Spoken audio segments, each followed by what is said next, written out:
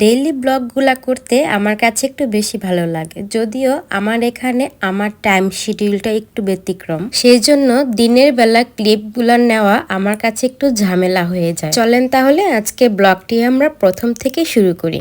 কি অবস্থা সবার, কেমন আছেন আপনারা? আসসালামু আলাইকুম, ওয়েলকাম সমনিস ফ্যামিলি।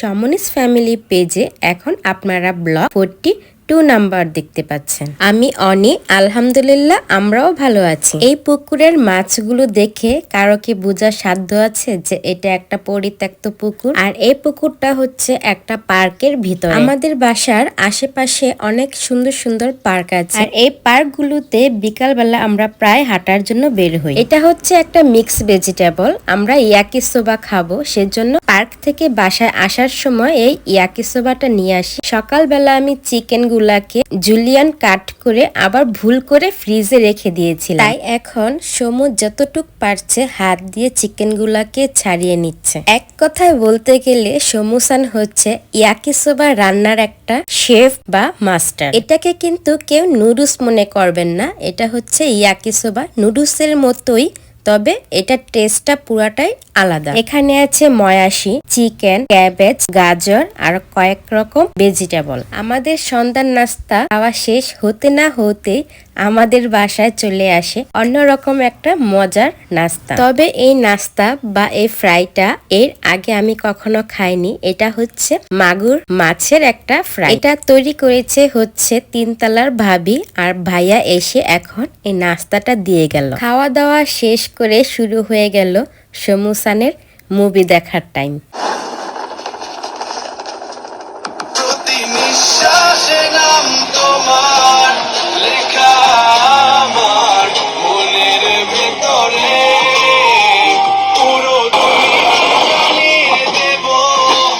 এটা হচ্ছে আমাদের পরের দিন সকালবেলা, আর এই জায়গাটা হলো আমাদের বাসার নিচের এরিয়াটা। আমাদের বাসার আশেপাশটা কিন্তু মাশাআল্লাহ অনেক সুন্দর। আমরা গ্রামের সাইডে থাকি, তবে আমাদের আশেপাশে অনেক সুন্দর সুন্দর দেখার মতন অনেক কিছু আছে। আপনারা কি জানেন এখানে কয়টা গাড়ি পার্কিং করা যায়? এখানে মোট 92 থেকে 93টা গাড়ি পার্কিং করা যায়।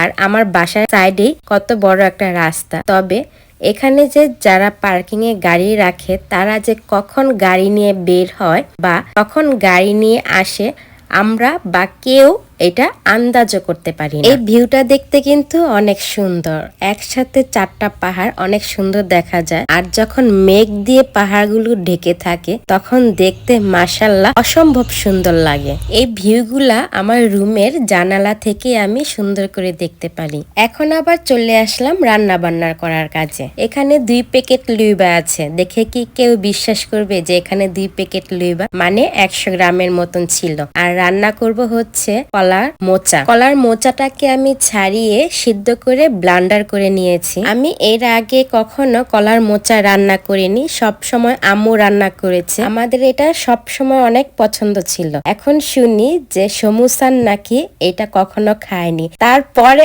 আবার শুনি যে আমার শাশুড়িও নাকি এটা কখনো খায়নি। মাকে আমি যখন বলি যে আমি কলার মোচা রান্না করেছি, তখন মা আমাকে জিজ্ঞেস করে এটা আবার কিভাবে রান্না করছস, এটা কিভাবে খায়। আমি যদি জানতাম যে তারা এটা রান্না করতে পারে না, তাহলে আমি কলার মোচার একটা রেসিপি দিয়ে দিতাম। আর এই কলার মোচাটা রান্না করেছিলাম আমি চিংড়ি মাছ দিয়ে। আম্মুকে জিজ্ঞেস করে করে তারপর আমি রান্না করেছি। আর সেদিন সমুসানের হালকা একটু ঠান্ডা লেগেছিল, তাই সমুসানের জন্য আমি এখানে সরিষা ভর্তা বানালাম। এই সরিষা ভর্তাটাও আমি আজকে ফার্স্ট বানাই। কলার মোচাটা বসেই আমি সরিষা ভর্তাটা বানিয়েছি। কলার মোচাটা আমার রান্না হয়ে গেছে, একদম ভাজা ভাজা করেছি।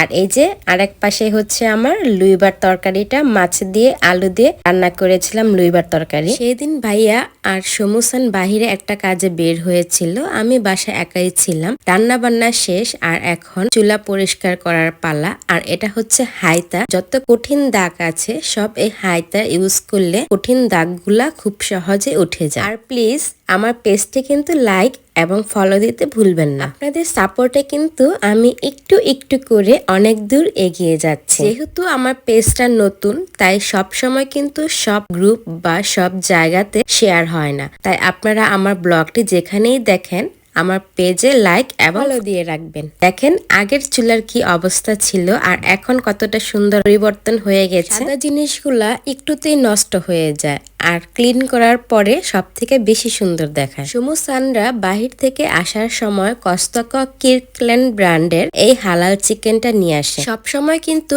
এই হালাল চিকেনটা রাখে না। আপনারা যদি কখনো নিতে চান তাহলে তাদেরকে জিজ্ঞেস করে তারপরে নেবেন। আচ্ছা, তাহলে আজকে ব্লগটি আমি এখানে শেষ করছি। দেখা হবে নতুন কোনো আরেকটা ব্লগে। এখন ব্লগটা দেখার জন্য আপনাদেরকে থ্যাংক ইউ। আপনারা সবাই ভালো থাকবেন, সুস্থ থাকবেন।